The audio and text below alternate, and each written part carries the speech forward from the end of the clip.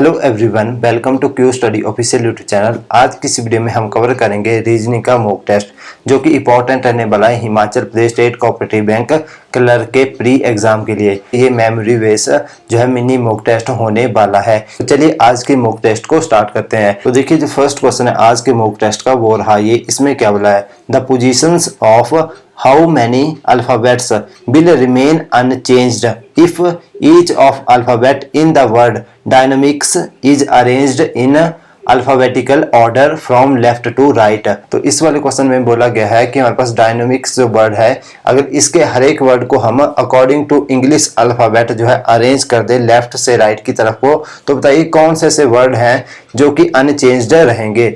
तो जब आपको इस टाइप का क्वेश्चन देखने को मिलेगा पेपर में, तो आपने सबसे पहले क्या करना है, जो भी आपके पास वर्ड दिया होगा इसके हर एक वर्ड की आपने नंबरिंग करनी है। तो देखिए डी हमारे पास कितने नंबर पे आता है, डी आता है 4 पे, और वाई कितने पे आता है, वाई आता है जी 25 पे, और एन कितने पे आता है, वो आता है 14 पे, और ए कितने पे आता है, वो आता है 1 पे, एम कितने पे आता है, वो आता है 13 पे, आई कितने पे आता है, वो आता है 9 पे, और सी कितने पे आता है, वो आता है 3 पे, और एस कितने पे आता है, हमारे पास 19 पे आता है अकॉर्डिंग टू इंग्लिश अल्फाबेट। तो देखिए अब हमने क्या किया, इसकी नंबरिंग लिख ली। तो देखिए सबसे पहले फर्स्ट कौन सा नंबर आता है, तो देखिए सबसे पहले आता है 1, तो 1 को लिख लिया हमने यहाँ पे। उसके बाद कौन सा आता है, तो उसके बाद देखिए यहाँ पे 2 आता है, पर 2 यहाँ पे दिया नहीं था। तो इसके बाद आता है यहाँ पे 3, तो यहाँ पे आएगा 3, तो इसके बाद लिख लेंगे यहाँ पे 3। इसके बाद आता है हमारे पास 4 यहाँ पे, तो यहाँ पे लिख लिया हमने 4। उसके बाद देखिए 4 के बाद कौन नंबर था, वो था यहाँ पे 9, तो इसको लिख लिया हमने 9। तो देखिए 9 के बाद कौन सा नंबर आ रहा था, वो था यहाँ पे 13, तो यहाँ पे लिख लिया हमने 13।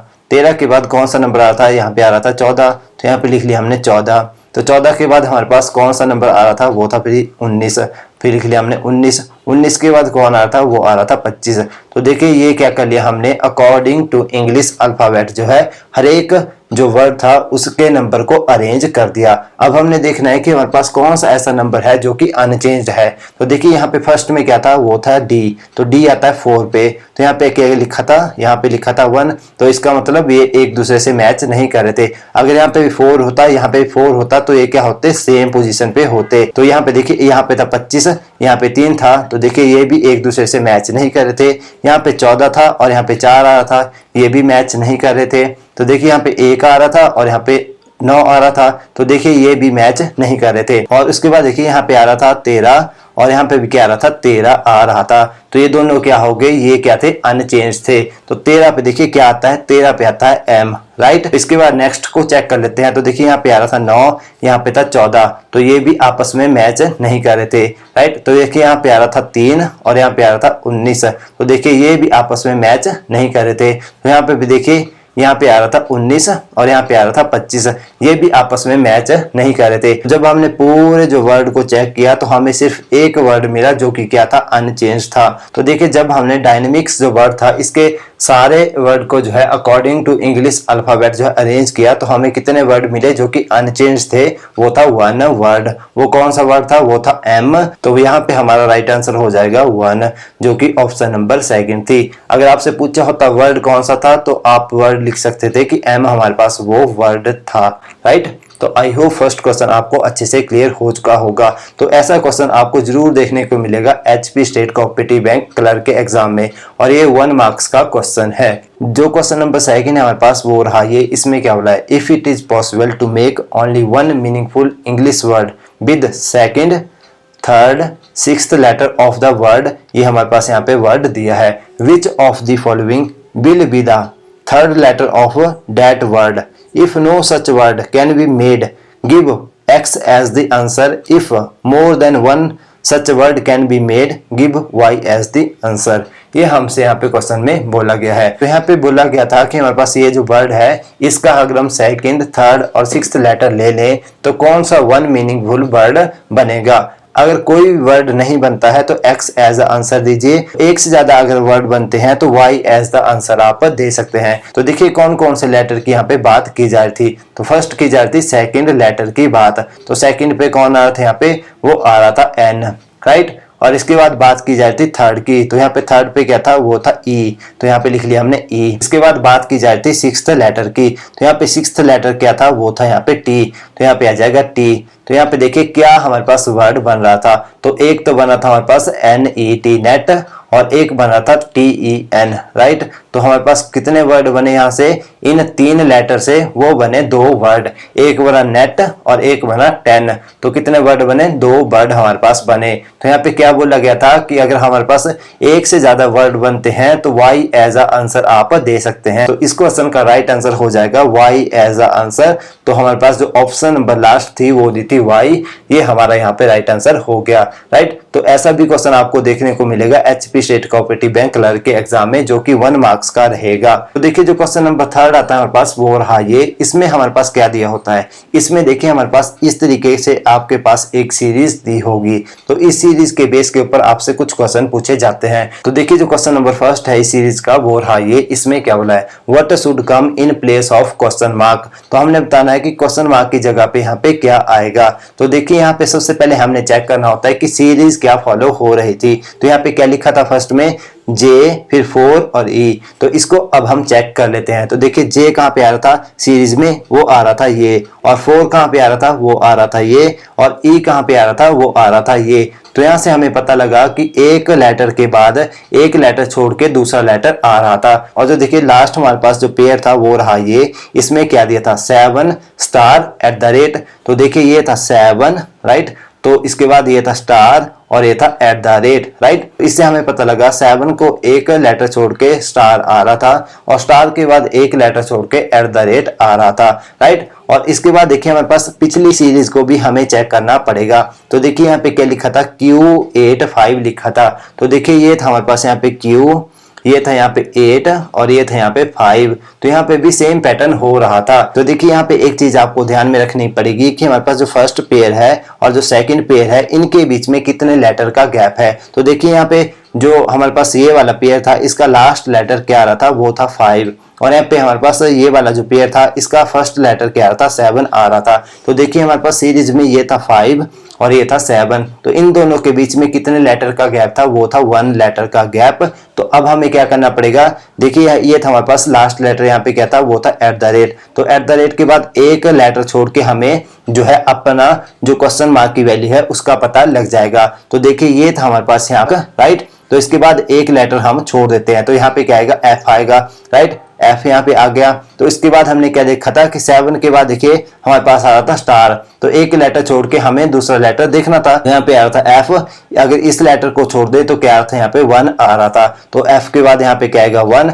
और 1 के बाद भी अगर हम एक लेटर छोड़ दें इस वाले को तो यहाँ पे क्या आ रहा था, 6 आ रहा था। तो यहाँ पे क्या आ जाएगा, 6 आ जाएगा। तो यहाँ पे क्वेश्चन मार्क की जगह पे क्या आ जाएगा, F16 आ जाएगा, जो कि ऑप्शन नंबर फर्स्ट थी F16। ये हमारा यहाँ पे राइट आंसर हो गया। आई होप ये क्वेश्चन भी आपको अच्छे से क्लियर हो चुका होगा।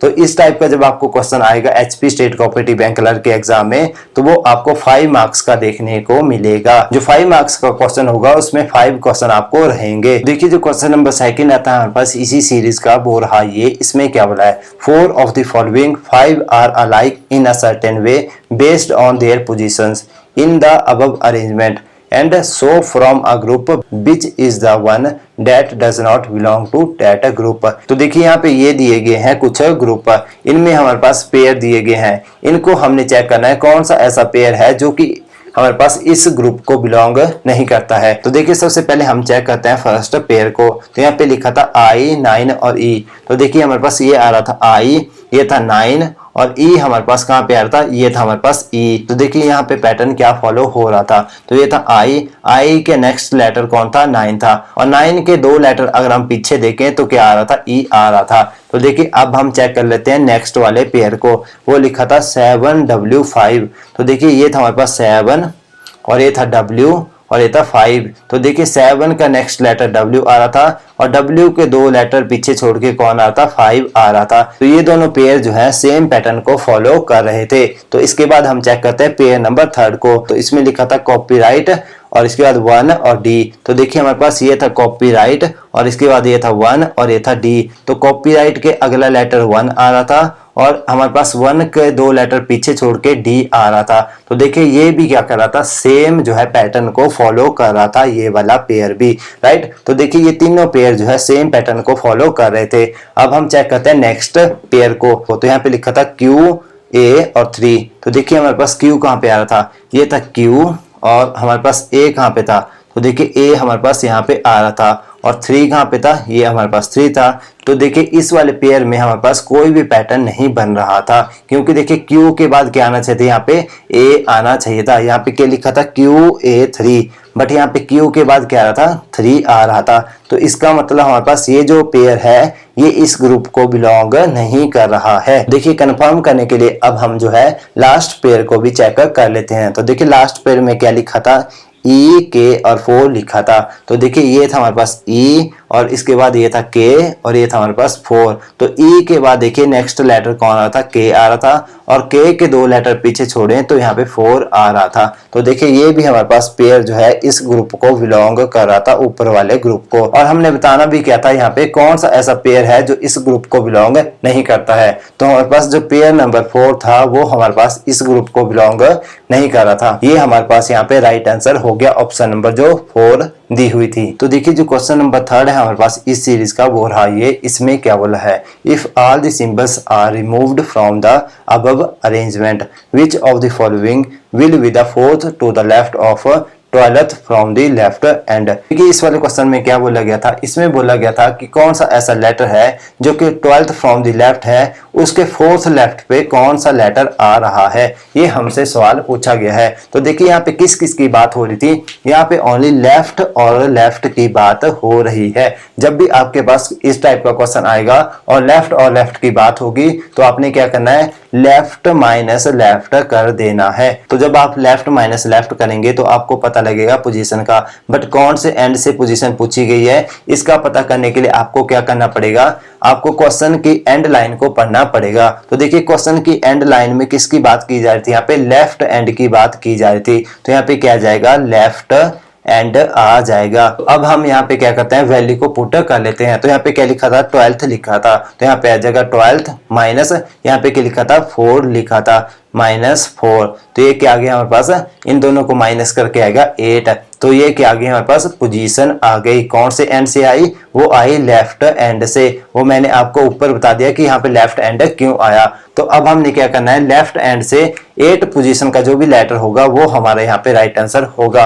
बट यहाँ पे कंडीशन क्या दी थी कि हमने सारे सिंबल जो हैं उनको रिमूव करना है। तो उसके बाद हमने क्या देखनी है, 8 पोजीशन देखनी है लेटर की कि कौन सा लेटर रिमूव करने के बाद आ रहा था। तो देखिए अब हम चेक कर लेते हैं। तो इस सिंबल को भी कट कर लेते हैं। तो देखिए नेक्स्ट सिंबल ये आ रहा था, इसको भी कट कर लेते हैं, और नेक्स्ट सिंबल ये आ रहा था। तो अब हम चेक कर लेते हैं 8th position from the left and. तो इस सीरीज का लेफ्ट एंड ये रहा और इस सीरीज का राइट एंड ये रहा। तो अब हमने लेफ्ट एंड से 8 पोजीशन देखनी है। तो ये रही first position, second, third, fourth, fifth, sixth, 7th, 8th। तो हमारे पास 8 पोजीशन पे कौन लेटर आया, वो आया यहाँ पे 9। तो यहाँ पे हमारा राइट आंसर क्या हो जाएगा, 9 हो जाएगा। तो देखिए जो ऑप्शन नंबर सेकंड थी वो दी थी 9, वो हमारे यहाँ पे राइट आंसर हो गया। तो इस टाइप की सीरीज के आपको 5 क्वेश्चन देखने को मिलेंगे HP state cooperative bank clerk के एग्जाम में, राइट। मैंने आपको ओनली 3 क्वेश्चन यहाँ पे करवाए, तो आपको प्रैक्टिस करनी है 5 क्वेश्चन की। तो चलिए अब हम बढ़ते हैं नेक्स्ट क्वेश्चन की तरफ। तो देखिए जो नेक्स्ट क्वेश्चन आता है हमारे पास वो रहा ये। इसमें क्या बोला है, PQRSTU and we are 7 friend. P is taller than Q and T, but P is not tallest. U is shorter than only one person. S is taller than only V. Who is the third tallest person. तो देखिए यहाँ पे सबसे पहले कितने person की बात हो रही थी, यहाँ पे 7 पर्सन की बात हो रही थी। तो देखिए 1 2 3 4 5 6 और 7, राइट। हमने 7 पर्सन यहाँ पे बना लिए। इसके बाद पहले क्या बोला था, P is taller than Q and T।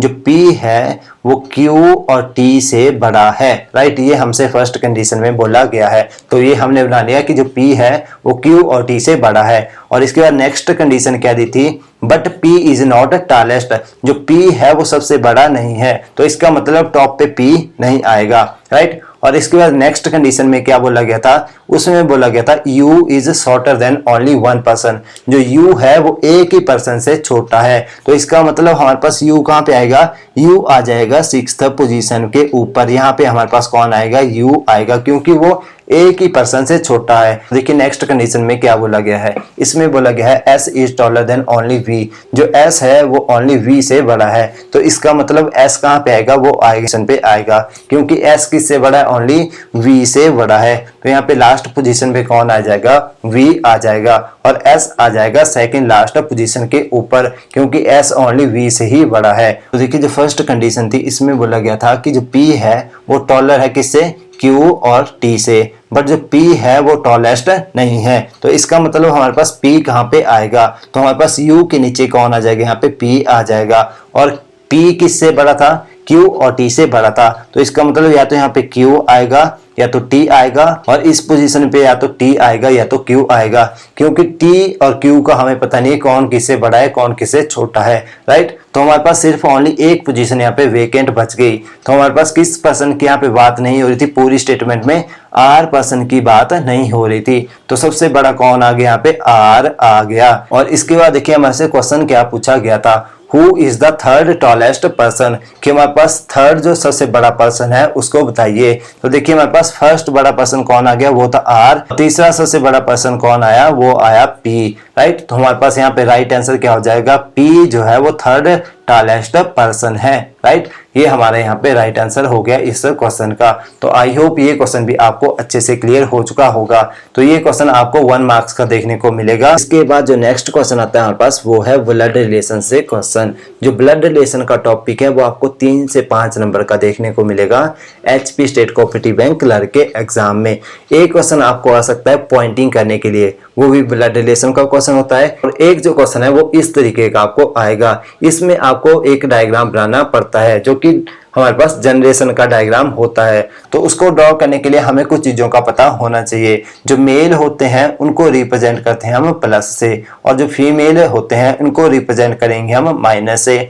और हमारे पास जो कपल होंगे, जो मैरिड कपल होंगे, इनको रिप्रेजेंट किया जाएगा हमारे पास डबल लाइन से, इस तरीके से, राइट। और हमारे पास जो जनरेशन का गैप होगा उसको रिप्रेजेंट करेंगे हम इस लाइन से, राइट। और हमारे पास जो सिबलिंग होते हैं, सिबलिंग का मतलब होता है, एक टर्म यूज होती है सिबलिंग। अगर ब्रदर और सिस्टर के रिलेशन को शो करना हो तो उसको सिबलिंग भी बोला जाता है। तो ये तो थी बेसिक चीजें जो आपको क्लियर हो चुकी होंगी। तो इसके बाद अब हम पढ़ते हैं क्वेश्चन को और ड्रॉ करते हैं जनरेशन डायग्राम। इसमें बोला गया था M is only son of X, जो M है वो किसका सन है, ओनली X का सन है। तो यहाँ पे आगे हमारे पास X का सन कौन है, यहाँ पे M उसका सन है। M उसका सन है तो इसके साथ क्या आएगा, प्लस का साइन आएगा, क्योंकि वो क्या था, मेल कैंडिडेट था। तो M के साथ क्या लगा दिया हमने, यहाँ पे प्लस लगा दिया। और X जो था इसका हमें पता नहीं है वो अभी मेल है या तो फीमेल है, राइट। तो इसके बाद अब हम पढ़ते हैं नेक्स्ट स्टेटमेंट को। उसमें क्या बोला है,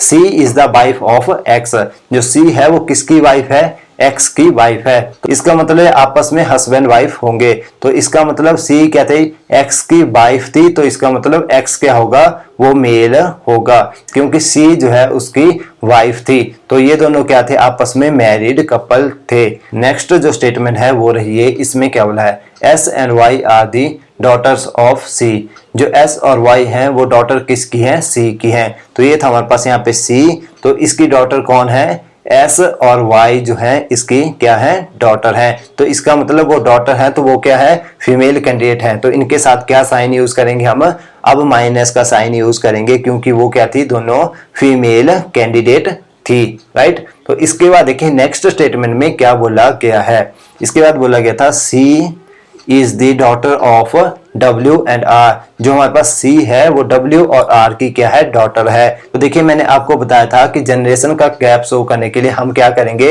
इस लाइन को यूज करेंगे। तो अब हमारे पास बोला क्या था, C जो है डॉटर है किसकी, W और R की है, राइट। तो हमारे पास ये बन गया यहाँ पे जनरेशन गैप, और W और R जो है उनकी डॉटर कौन है, C है। तो ये हमारे पास यहाँ पे बन गया, क्योंकि अब हमें पता नहीं है यहाँ पे कि W और R जो है कौन मेल है कौन फीमेल है। यहाँ पे जेंडर अभी स्पेसिफाई नहीं किया है। तो इसके बाद पढ़ते हैं नेक्स्ट स्टेटमेंट को। उसमें क्या बोला है, none of the daughter of X is married.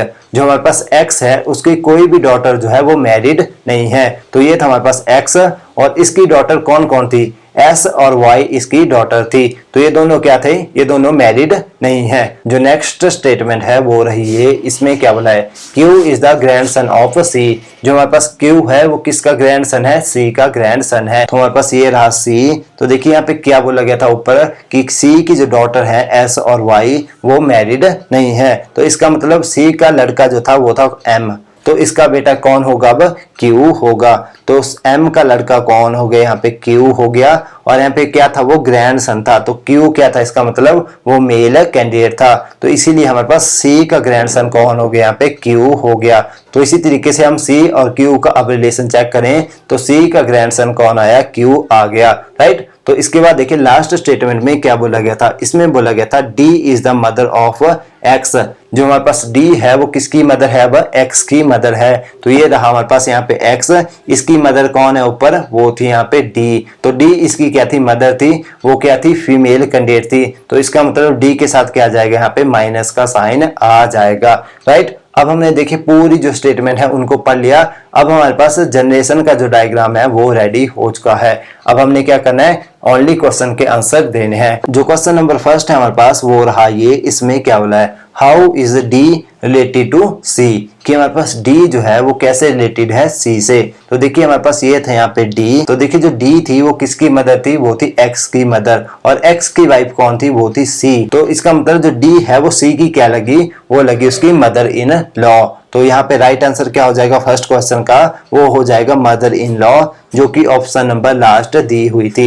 ये हमारे यहाँ पे राइट आंसर हो गया। देखिए नेक्स्ट जो क्वेश्चन आता है हमारे पास वो रहा ये, इसमें क्या बोला, विच of the following statement is definitely correct. तो इसमें बोला गया था कि कौन सी ऐसी स्टेटमेंट है जो कि करेक्ट है। तो देखिए अब हम चेक कर लेते हैं। तो देखिए फर्स्ट स्टेटमेंट में क्या बोला गया था, y is the brother of m।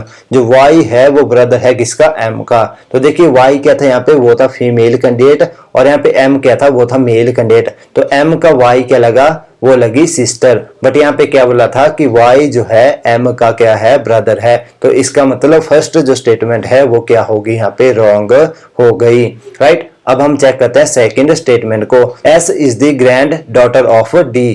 जो हमारे पास s है वो ग्रैंड डॉटर है किसकी, d की। ये रहा हमारे पास यहाँ पे s और ये रहा यहाँ पे d। तो देखिए जो s थी वो हमारे पास d की क्या लग रही थी, ग्रैंड डॉटर लग रही थी, क्योंकि देखिए ये था हमारे पास यहाँ पे d, तो d का सन था x। तो x की वाइफ कौन थी, वो थी c, और c की डॉटर कौन थी, वो थी s। इसका मतलब s का d के साथ क्या रिलेशन हुआ, वो हुआ ग्रैंड डॉटर का। तो इसका मतलब जो स्टेटमेंट नंबर सेकंड थी वो हमारे पास करेक्ट दी थी। तो अब हम चेक करते हैं स्टेटमेंट नंबर थर्ड को, r is the father in law of m। तो देखिए ये था हमारे पास यहाँ पे m और ये था यहाँ पे r। तो यहाँ पे देखिए हमारे पास W और R का जो है जेंडर यहाँ पे स्पेसिफाई नहीं किया गया था। तो इस वाले स्टेटमेंट में हम नहीं बता सकते थे कि जो R है वो फादर इन लॉ M का है या नहीं है, क्योंकि यहाँ पे R का जो जेंडर था वो स्पेसिफाई नहीं था। तो इसका मतलब हमारे पास जो स्टेटमेंट नंबर थर्ड थी वो भी क्या होगी, रॉन्ग हो गई। तो हमारा राइट आंसर क्या हो जाएगा यहाँ पे, only statement number second is correct. हमारा ओनली सेकंड हमारा राइट आंसर यहाँ पे हो जाएगा, जो कि ऑप्शन नंबर क्या दी थी, 4 यहाँ पे दी हुई थी। तो ये हमारा यहाँ पे राइट आंसर हो गया। तो इसके बाद जो नेक्स्ट क्वेश्चन आता है वो रहा ये, इसमें क्या बोला है, how S related to Q. जो हमारे पास एस है वो कैसे रिलेटेड है क्यू से। ये था हमारे पास यहाँ पे एस और ये था यहाँ पे क्यू। तो देखिए यहाँ पे एस किसकी डॉटर थी, वो थी सी की डॉटर, और देखिए एस का ब्रदर कौन था, वो था यहाँ पे एम, और एम का बेटा कौन था, क्यू था। तो इसका मतलब क्यू की हमारे पास एस क्या लगी, वो लगी 8। तो इस क्वेश्चन का हमारा राइट आंसर हो जाएगा 8, जो कि ऑप्शन नंबर क्या दी थी, हमारे पास लास्ट ऑप्शन दी थी 8 की। ये हमारे यहाँ पे राइट आंसर हो गया, राइट। तो आई होप ये क्वेश्चन भी आपको अच्छे से क्लियर हो चुका होगा। क्लियर है तो प्लीज वीडियो को लाइक और चैनल को सब्सक्राइब करना मत भूलिएगा। तो इसके बाद जो नेक्स्ट क्वेश्चन आता है वो रहा ये है डिस्टेंस एंड डायरेक्शन से क्वेश्चन। तो डिस्टेंस एंड डायरेक्शन का जब भी आपको क्वेश्चन आएगा तो सबसे पहले आपको पता होना चाहिए कि कितनी जो है डायरेक्शन होती है। तो डायरेक्शन को बोलते हैं ईस्ट डायरेक्शन, इसको बोला जाता है वेस्ट डायरेक्शन, इसको बोला जाता है नॉर्थ डायरेक्शन, इसको बोला जाता है साउथ डायरेक्शन। बट इनके बीच में भी और 4 डायरेक्शन निकल के आती हैं। वो कौन सी होते हैं? ये बीच वाली डायरेक्शन। इनको क्या बोलते हैं? जो नॉर्थ और ईस्ट के बीच में बनेगी इसको बोला जाएगा नॉर्थ ईस्ट डायरेक्शन, और जो नॉर्थ और वेस्ट के बीच में डायरेक्शन बनती है उसको बोला जाता है नॉर्थ वेस्ट डायरेक्शन, राइट। और जो देखिए हमारे पास साउथ और वेस्ट के बीच में बनती है डायरेक्शन, इसको बोला जाता है साउथ वेस्ट डायरेक्शन। और हमारे पास जो ईस्ट और साउथ के बीच में ये वाली डायरेक्शन बनती है इसको बोला जाता है साउथ ईस्ट डायरेक्शन, राइट। तो आई होप ये 8 की 8 डायरेक्शन आपको अच्छे से क्लियर हो चुकी होंगी। और इसके बाद आपको एक चीज और पता होनी चाहिए, अगर पर्सन ने देखिए नॉर्थ की तरफ फेसिंग की है तो इसका राइट होगा ये और इसका लेफ्ट होगा ये, राइट। अगर पर्सन ने साउथ की तरफ फेसिंग की है तो ये होता है हमारे पास साउथ। तो उस टाइम में हमारे पास पर्सन की लेफ्ट और राइट कौन सी होगी? तो पर्सन का राइट होगा ये और पर्सन का लेफ्ट होगा ये। तो इसी तरीके से अगर पर्सन ने फेसिंग की हो ईस्ट डायरेक्शन की तरफ तो उस टाइम उसका राइट होगा ये और लेफ्ट होगा ये। ऐसे ही वेस्ट की तरफ अगर डायरेक्शन की हो पर्सन ने तो उस टाइम उसका लेफ्ट होगा ये और राइट होगा ये, राइट। तो ये चीजें आपको ध्यान में रखनी है कि लेफ्ट और राइट क्या होता है पर्सन का और कैसे हम जो है डायरेक्शन को ड्रॉ करते हैं। तो देखिए अब हम पढ़ते हैं क्वेश्चन को और इसके बाद ड्रॉ करते हैं डायग्राम को। Man walk 6 metres to the north of point A and reach to point B, कि हमारे पास कोई पर्सन है वो ए पॉइंट से मूव करना स्टार्ट करता है, किस डायरेक्शन में? नॉर्थ डायरेक्शन में। तो देखिए मैंने क्या बताया था, नॉर्थ डायरेक्शन कौन सी होती है? ये वाली नॉर्थ डायरेक्शन होती है। इसका मतलब जो मैन था वो ए पॉइंट से वॉक करना स्टार्ट किया, किस डायरेक्शन में? नॉर्थ डायरेक्शन में। और किस पॉइंट पे पहुंचा? वो पहुंचा बी पॉइंट पे। कितना डिस्टेंस कवर करने के बाद? 6 मीटर डिस्टेंस कवर करने के बाद। तो यहाँ पे डिस्टेंस क्या आ जाएगा? 6 मीटर। इसके बाद नेक्स्ट स्टेटमेंट में क्या बोला गया था? From point B the man takes a right turn and walk 30 metres to reach point C, कि हमारे पास जो पॉइंट बी है इस पे पहुंचने के बाद पर्सन क्या लेता है? राइट टर्न करता है और 13 मीटर चलता है और उसके बाद कहां पे पहुंचता है? सी पॉइंट पे पहुंच जाता है। तो देखिए पॉइंट बी पे पहुंचने के बाद पर्सन का लेफ्ट और राइट कौन होगा? तो देखिए पर्सन ने इस टाइम फेसिंग किया नॉर्थ की तरफ, तो नॉर्थ की तरफ अगर पर्सन फेसिंग करता है तो उसका राइट आता है ये और उसका लेफ्ट आता है ये, राइट। तो स्टेटमेंट में बोला क्या था कि वो बी पॉइंट पे पहुंचने के बाद राइट टर्न लेता है और 13 मीटर चलता है और कहां पे पहुंचता है? सी पॉइंट पे पहुंचता है। तो बी से वो क्या लेता है? राइट टर्न लेता है, राइट। और कितना चलता है? 13 मीटर चलता है। कहां पे पहुंचता है? पॉइंट सी पे पहुंच जाता है। तो देखिए नेक्स्ट स्टेटमेंट में क्या बोला है? Again he turn right and walk 30 metre to reach point D. तो इसके बाद बोला गया था कि सी पॉइंट पे पहुंचने के बाद वो अगेन राइट टर्न लेता है और 13 मीटर चलता है और कहां पे पहुंचता है? डी पॉइंट पे पहुंच जाता है। बट देखिए जब वो सी पॉइंट पे पहुंचेगा तो उस टाइम उसकी फेसिंग होगी ईस्ट डायरेक्शन की तरफ। तो उस टाइम पर्सन का राइट ये होगा और पर्सन का लेफ्ट ये होगा, राइट। तो इसके बाद क्या बोला था? सी पॉइंट पे पहुंचने के बाद वो राइट टर्न लेता है और कितना चलता है? वो 13 मीटर चलता है, राइट। और कहां पे पहुंचता है? डी पॉइंट पे यहाँ पे पहुंच जाता है, राइट। तो यहां तक हमारी स्टेटमेंट क्या होगी? सेटिस्फाई हो गई। और उसके बाद देखिए नेक्स्ट स्टेटमेंट में क्या बोला है? Now he turns right and walk 8 metres to reach point E. तो उसके बाद क्या बोला था कि हमारे पास पॉइंट डी पे पहुंचने के बाद वो राइट टर्न लेता है और 8 मीटर चलता है और कहां पे पहुंचता है? पॉइंट ई पे पहुंचता है। तो पॉइंट डी पे इस टाइम उसकी फेसिंग थी साउथ की तरफ, तो उसका लेफ्ट कहां पे आएगा? तो ये इसका लेफ्ट होगा, ये इसका राइट होगा। और इसके बाद क्या बोला था? वो क्या लेता है? राइट टर्न लेता है और 8 मीटर चलता है और ई पॉइंट पे पहुंच जाता है। तो डी से वो क्या किया? उसने राइट टर्न लिया और कितना चला? वो 8 मीटर चला और कहां पे पहुंच गया? ई पॉइंट के ऊपर पहुंच गया। लास्ट स्टेटमेंट है, इसमें क्या बोला गया था? Then he took a final right turn and walk 7 metre to reach point F.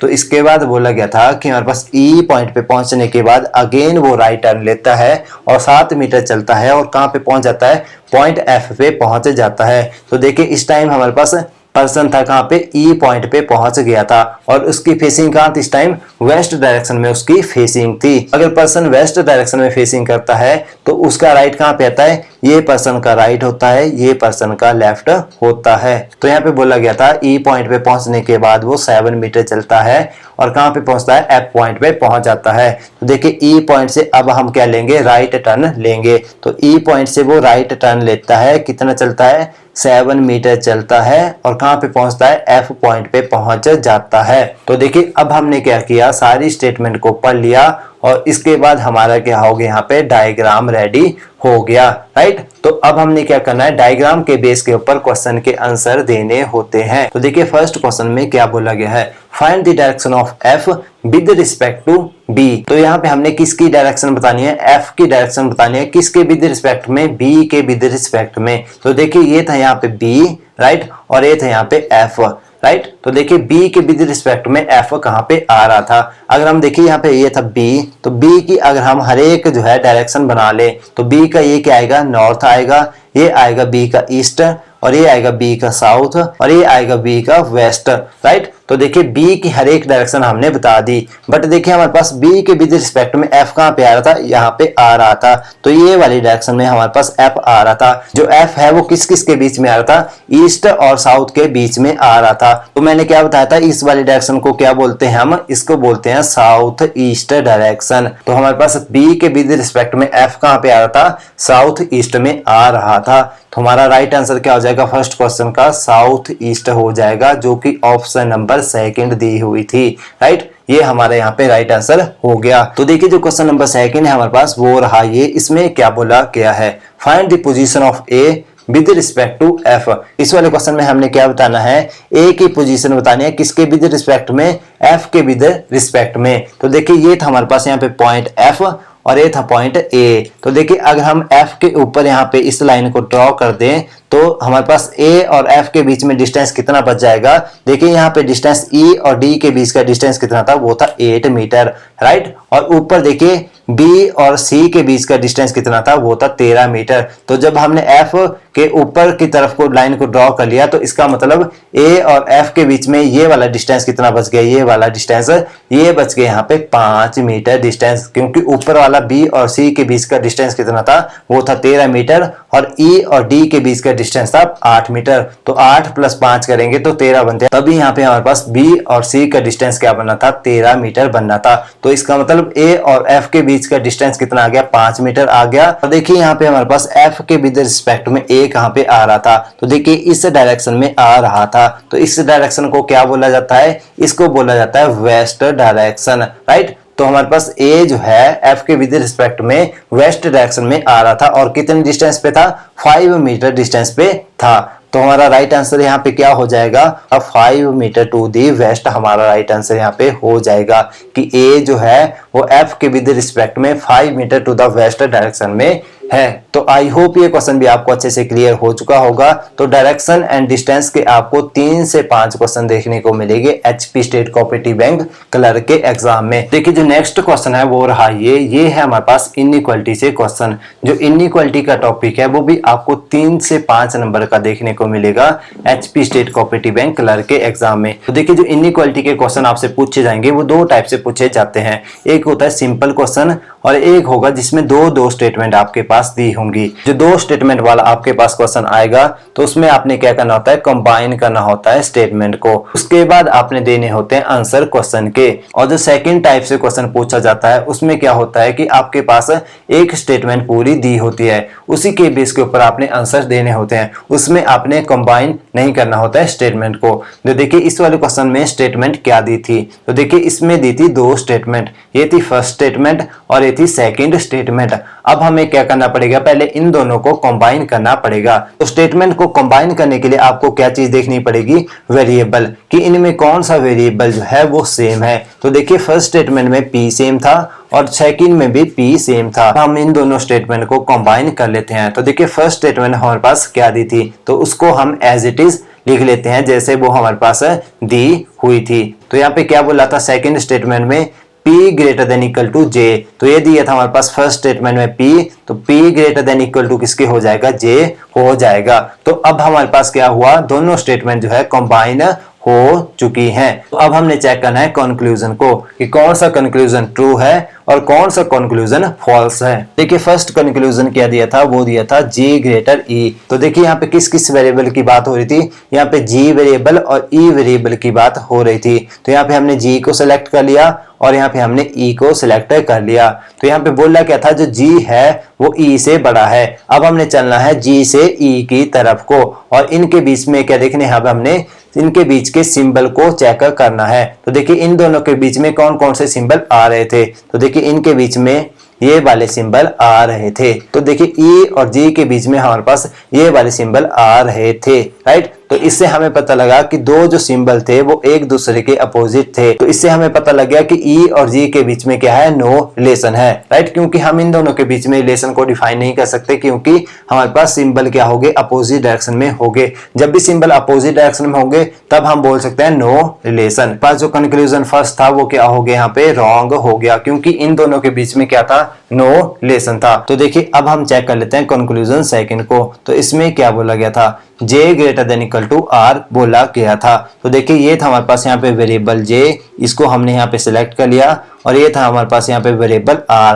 Right. अब हमने क्या चेक करना है, इन दोनों के बीच के सिंबल चेक करने हैं। तो देखिए j और r के बीच में क्या सिंबल आ रहे थे। तो देखिए ये वाले सिंबल हमारे पास इन दोनों के बीच में आ रहे थे, राइट, j और r के बीच में। तो इससे हमें क्या पता लगा कि j और r के बीच में ये वाला सिंबल और ये वाला सिंबल एक दूसरे के अपोजिट आ रहे थे। तो इसमें भी हम बोल सकते हैं कि j और r के बीच में क्या है, नो रिलेशन है, राइट। तो इसका मतलब जो कंक्लूजन नंबर सेकंड है वो भी हमारा क्या हो गया, यहाँ पे रॉन्ग हो गया। तो इसका मतलब हमारे पास कंक्लूजन फर्स्ट भी रॉन्ग हो गया, सेकंड भी रॉन्ग हो गया। तो हमारा यहाँ पे राइट आंसर क्या होगा, यहाँ पे हमारा पास राइट आंसर होगा neither one nor two follow. तो हमारे पास जो ऑप्शन नंबर 4 दी थी वो दी थी neither first nor second follows. तो आई होप ये क्वेश्चन भी आपको अच्छे से क्लियर हो चुका होगा। क्लियर है तो प्लीज वीडियो को लाइक और कमेंट जरूर कर देना। तो देखिए एक चीज और डिस्कस कर लेते हैं, जब भी इनइक्वालिटी का क्वेश्चन आएगा तो आपने देनी होती है प्रायोरिटी, राइट। प्रायोरिटी आप किस वाले साइन को सबसे पहले देंगे। तो देखिए जब भी आपके पास इस तरीके के साइन होंगे, मान लीजिए इस तरीके के साइन है, तो उस टाइम आपने सबसे पहले प्रायोरिटी किसको देनी है। तो अगर आपके पास स्टेटमेंट में जो है ग्रेटर प्रेजेंट है तो आपने प्रायोरिटी देनी है ग्रेटर को। अगर वहां पे ग्रेटर प्रेजेंट नहीं है तो आपने प्रायोरिटी देनी है फिर ग्रेटर देन इक्वल टू को। अगर वो भी वहां पे प्रेजेंट ना हो तब आपने प्रायोरिटी देनी है इक्वल टू को, राइट। इस चीज का आप ध्यान रखें जब भी आप जो है इनइक्वालिटी का क्वेश्चन करते हैं। तो देखिए अब हम पढ़ते हैं क्वेश्चन नंबर सेकंड को इनइक्वालिटी के। तो देखिए हमारे पास ये दी है यहाँ पे स्टेटमेंट और ये हमारे पास कंक्लूजन। ऊपर पढ़ा हमने कंबाइन करने वाली स्टेटमेंट को, और ये वाला जो क्वेश्चन है ये हमारे पास नॉर्मल स्टेटमेंट का क्वेश्चन। इसमें हमारे पास सिर्फ एक ही स्टेटमेंट दी हुई है। तो इस टाइप का क्वेश्चन भी आपको देखने को मिलेगा, और जो मैंने आपको ऊपर क्वेश्चन करवाया वैसा भी आपको देखने को मिलेगा HP state cooperative bank clerk के एग्जाम में। तो ऐसा क्वेश्चन अगर आपको आ जाता है तो आपने क्या करना होता है, डायरेक्टली कंक्लूजन को चेक करना होता है। तो देखिए फर्स्ट जो कंक्लूजन है वो रहा ये, इसमें क्या बोला है, आर ग्रेटर एम, जो आर है वो एम से बड़ा है, ये हमारे पास यहाँ पे बोला गया है। तो सबसे पहले यहाँ पे किस किस वेरिएबल की बात हो रही थी, आर वेरिएबल की बात हो रही थी और एम वेरिएबल की बात हो रही थी। तो हमने क्या किया, आर और एम वेरिएबल को सिलेक्ट कर लिया। अब हमने चेक क्या करना है, इन दोनों के बीच के सिंबल चेक करने हैं। तो यहाँ पे इन दोनों के बीच में क्या क्या सिंबल आ रहे थे, ये आ रहा था, ये आ रहा था और ये आ रहा था। तो अब हमने बढ़ना है आर से एम की तरफ को। तो देखिए जब आर से हम एम की तरफ बढ़ रहे थे तो देखिए सारे जो सिंबल थे वो एक ही डायरेक्शन में आ रहे थे, और यहाँ पे बीच में कौन सा सिंबल प्रेजेंट था, वो ग्रेटर का सिंबल प्रेजेंट था। तो मैंने क्या बोला था, जब भी ग्रेटर का सिंबल प्रेजेंट हो तो किसको प्रायोरिटी देनी है, ग्रेटर के सिंबल को प्रायोरिटी देनी है। तो यहाँ पे आर ग्रेटर एम हमारे पास कंक्लूजन क्या हो जाएगा, राइट हो जाएगा, क्योंकि यहाँ पे आर जो है वो एम से बड़ा है। तो हमारे पास फर्स्ट जो कंक्लूजन है वो क्या हो गया, यहाँ पे राइट हो गया।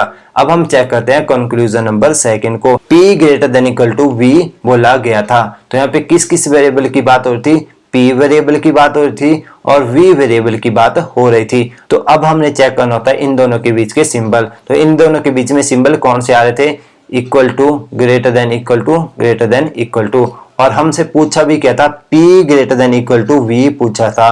तो देखिए P से अगर हम V की तरफ बढ़े तो इन दोनों के बीच में बड़ा सिंबल कौन आ रहा था, ग्रेटर देन इक्वल टू आ रहा था। और हमसे पूछा भी क्या था कि P greater than equal to V है, तो हमारे पास यहाँ पे P greater than equal to V था, राइट। तो इसका मतलब कंक्लूजन नंबर सेकंड भी क्या हो गया, राइट हो गया, राइट। तो इस क्वेश्चन का राइट आंसर क्या हो जाएगा, both conclusions first and second follow. अगर आपको ये वाला क्वेश्चन अच्छे से क्लियर हो चुका है तो प्लीज वीडियो को लाइक और कमेंट जरूर कर देना। तो इसके बाद जो नेक्स्ट क्वेश्चन है वो रहा ये। इस वाले क्वेश्चन को आप मुझे करके बताना कि इसका राइट आंसर क्या रहने वाला है। ये सिर्फ नॉर्मल जो स्टेटमेंट है उसके बेस के ऊपर ये क्वेश्चन है, राइट। तो आप मुझे इसको करके बताना इसका राइट आंसर क्या रहेगा। ऑप्शन आपके पास ये अवेलेबल है। इसके बाद जो नेक्स्ट क्वेश्चन आता है हमारे पास वो रहा ये है हमारे पास कोडिंग डिकोडिंग का क्वेश्चन। जो कोडिंग डिकोडिंग का टॉपिक है वो भी आपको 3 से 5 नंबर का देखने को मिलेगा HP state cooperative bank clerk के एग्जाम में। तो ये वाली जो कोडिंग डिकोडिंग है इसको बोला जाता है चाइनीज कोडिंग डिकोडिंग। तो इस टाइप की कोडिंग डिकोडिंग में एक तरफ को आपको वर्ड दिए होंगे लेफ्ट साइड को और राइट साइड को उनके कोड दिए होंगे। तो हमने हर एक वर्ड का क्या करना होता है, यहाँ पे कोड फाइंड करना होता है। तो हम कोड फाइंड करने के लिए जो इजी मेथड है उसके लिए हम यूज करते हैं सिंबल। जैसे स्क्वायर का सिंबल यूज करेंगे, रेक्टेंगल का करेंगे, सर्कल का करेंगे, हम क्रॉस का करेंगे, सिंगल लाइन करेंगे, डबल लाइन का यूज करेंगे। तो इन सिंबल से क्या होगा कि हमें जो है किसी भी कोड को पहचानने के लिए जो है इजी हो जाएगा।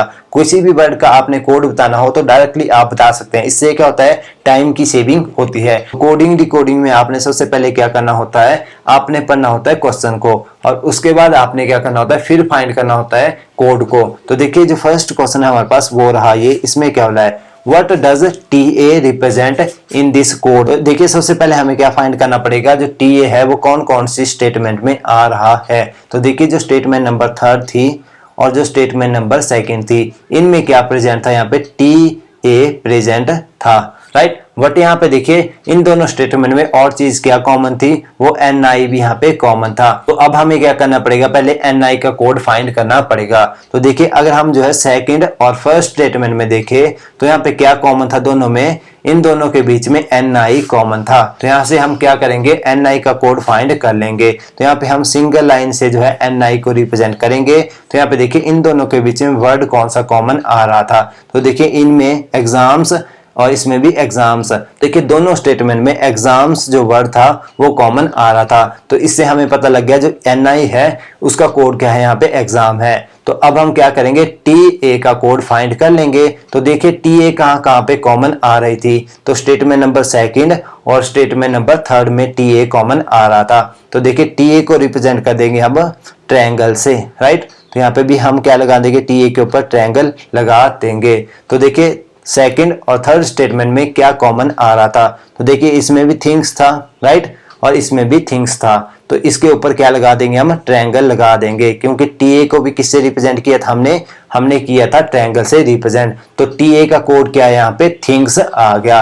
तो देखिए यहाँ पे TA का कोड निकल के आया थिंग्स। तो यहाँ पे हमारा राइट आंसर क्या हो जाएगा, थिंग्स हमारा राइट आंसर हो जाएगा, जो कि ऑप्शन नंबर 5 में प्रेजेंट था। तो अब आपको पता लग गया होगा कि क्यों हमने यहाँ पे सिंबल का यूज किया, क्योंकि अब आपसे कोई भी पूछे कि आप बताइए NI का कोड, तो आपको पता लग जाएगा सिंगल लाइन रिप्रेजेंट करी थी NI का कोड, और यहाँ से आप डायरेक्टली बता सकते हैं। इसके बाद जो सेकंड क्वेश्चन है कोडिंग डिकोडिंग का वो रहा ये, विच of the following is code for study, कि हमने किसका कोड निकालना है, अब स्टडी का कोड निकालना है। तो देखिए हमारे पास यहाँ पे स्टडी कहाँ पे आ रहा था। अब हमने क्या देखना है, स्टडी को देखना है कि स्टडी वर्ड जो है किन किन स्टेटमेंट में आ रहा था। तो देखिए जो स्टेटमेंट नंबर 1 थी और जो स्टेटमेंट नंबर 4 थी, तो इनमें क्या आ रहा था, स्टडी वर्ड आ रहा था।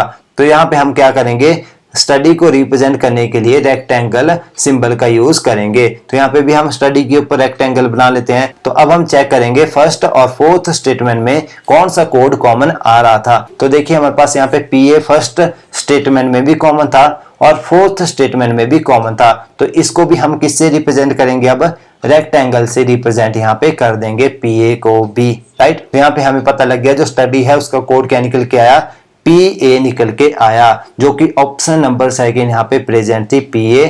ये हमारा यहाँ पे राइट आंसर हो गया। तो इसके बाद जो क्वेश्चन नंबर 3 आता है वो रहा ये। इस वाले क्वेश्चन को आप मुझे करके बताओगे कि इसका राइट आंसर क्या रहने वाला है। इसमें आपने फाइंड करना है मस्ट का कोड। तो आपने मुझे फाइंड करके देना है मस्ट का कोड और क्वेश्चन आपके पास ये रहा। तो देखिए जो लास्ट क्वेश्चन है हमारे पास वो रहा ये। इसमें क्या बोला गया था, इसमें बोला गया था find the missing term in given series. हमने क्या बताना है, यहाँ पे मिसिंग सीरीज को बताना है। तो यहाँ पे हमारे पास क्वेश्चन मार्क की वैल्यू पूछी गई है। तो देखिए इस वाली सीरीज में क्या पैटर्न फॉलो हो रहा था। तो इस वाली सीरीज में अगर हम चेक करें तो फर्स्ट जो 4 नंबर थे वो क्या आ रहे थे, यहाँ पे ऑड नंबर आ रहे थे। वो क्या आ रहे थे, 1, 3, 5 और 7 आ रहे थे। और इसके बाद अगर हम नेक्स्ट नंबर को चेक करें तो यहाँ पे क्या आ रहा था, वो आ रहे थे इवन नंबर। वो क्या थे, 2, 4 और 6 आ रहे थे। और इसके बाद अगर हम आगे चेक करें तो यहाँ पे भी देखिए ऑड नंबर आ रहे थे। तो इवन के बाद क्या आया, अगेन ऑड नंबर आए। कौन कौन से ऑड नंबर आए, 3, 5 और 7 आ रहे थे। तो अगर हम आगे वाली सीरीज को अगेन चेक करें तो हमारे पास 2 और 4 क्या आ रहे थे, इवन नंबर आ रहे थे। तो ऑड के बाद अगेन क्या आए, इवन नंबर आए। कौन कौन से इवन नंबर आए, 2 और 4 इवन नंबर आए। तो देखिए अगर हम आगे चेक करें सीरीज को तो क्या आ रहा था, यहाँ पे 5 और 7 आ रहे थे। तो वो क्या थे, वो थे हमारे पास यहाँ पे ऑड नंबर थे। तो यहाँ पे क्या आ रहे थे नंबर, 5 और 7 आ रहे थे। तो इसके बाद अगर हम आगे वाली सीरीज को चेक करें तो यहाँ पे क्या आ रहा था, 2 आ रहा था। तो इसके बाद हमारे पास क्या आया, यहाँ पे 2 क्या होता है, इवन नंबर होता है। तो यहाँ पे नंबर क्या आया था, वो आया था 2। अगर अब हम इसमें पैटर्न को चेक करें तो क्या आ रहा था, देखिए पहले आ रहे थे ऑड नंबर, फिर आ रहे थे इवन नंबर, फिर आ रहा था ऑड नंबर, फिर आ रहे थे इवन नंबर, फिर अगेन ऑड, फिर अगेन इवन। बट यहाँ पे भी एक पैटर्न फॉलो हो रहा था। तो देखिए अगर हम इसमें भी पैटर्न को चेक करें तो देखिए ऑड जो नंबर थे यहाँ पे और जो इवन नंबर थे यहाँ पे भी एक प्रोसेस हो रही थी। तो देखिए जो ऑड नंबर थे वहां पे वो फर्स्ट जो नंबर था इसको एलिमिनेट कर रहे थे और आगे वाले ऑड नंबरों में लिख रहे थे। तो देखिए आगे वाले ऑड नंबर कहते 3, 5, 7 रह गए, वो आगे इन्होंने लिखे हुए थे, राइट। तो ऐसे ही अगर हम इवन नंबर को चेक करेंगे तो यहाँ पे दिए थे 2, 4 और 6। तो यहाँ पे क्या कर रहा था, वो पीछे से जो है नंबर को एलिमिनेट कर रहा था। तो देखिए आगे उसने क्या लिखे थे, इवन नंबर, फिर 2 और 4 लिखे थे, राइट। और इसी तरीके से अगर आप दोबारा चेक करें इवन नंबर को तो उसने पीछे वाले इवन नंबर को एलिमिनेट किया और आगे क्या लिखा है, यहाँ पे 2 लिखा था। तो ऐसे ही देखिए ऑड नंबर में वो क्या कर रहा था, फर्स्ट नंबर को एलिमिनेट कर रहा था, वो आगे फिर ऐसे ही ऑड नंबर को लिख रहा था। तो अगर फर्स्ट नंबर को एलिमिनेट कर दें तो यहाँ पे क्या बच जाएगा, 3, 5, 7 बच जाएगा, जो कि उसने आगे लिखा था। उसके बाद उसने क्या किया, यहाँ से 3 को एलिमिनेट कर दिया, फिर आगे क्या लिखा, यहाँ पे 5 और 7 को लिखा। तो अब हमें क्या करना पड़ेगा, यहाँ पे 5 को अगर हम एलिमिनेट कर दें तो यहाँ पे क्या आएगा, नेक्स्ट वैल्यू ऑड नंबर वो आएगी यहाँ पे 7। हमारे पास क्वेश्चन मार्क की जगह पे क्या आ जाएगा, 7 आ जाएगा, जो कि क्या होगा हमारा यहाँ पे राइट आंसर हो जाएगा। तो क्वेश्चन मार्क की जगह पे क्या आएगा, 7 आएगा। देखिए जो ऑप्शन नंबर लास्ट थी वो दी थी 7, ये हमारा यहाँ पे राइट आंसर हो गया, राइट। तो आई होप ये क्वेश्चन भी आपको अच्छे से क्लियर हो चुका होगा। क्लियर है तो प्लीज वीडियो को लाइक और चैनल को सब्सक्राइब जरूर कर देना। तो इस मॉक टेस्ट में मैंने जो है पजल के क्वेश्चन को इंक्लूड नहीं किया था, क्योंकि पजल का जो टॉपिक है वो थोड़ा सा लंबा हो जाता है और उसके लिए मैं अलग से वीडियो बना दूंगा। तो ये था आज के लिए रीजनिंग का memory based mock test. I hope ये मॉक टेस्ट आपको अच्छा लगा होगा और ये मॉक टेस्ट आपको हेल्प करेगा HP state cooperative bank clerk के एग्जाम के लिए। तो अगर आपको वीडियो अच्छी लगी है तो प्लीज चैनल को सब्सक्राइब और वीडियो को लाइक शेयर करना मत भूलिएगा। मिलते हैं कल नेक्स्ट वीडियो में नेक्स्ट टॉपिक के साथ। तब तक के लिए tata bye bye and take care.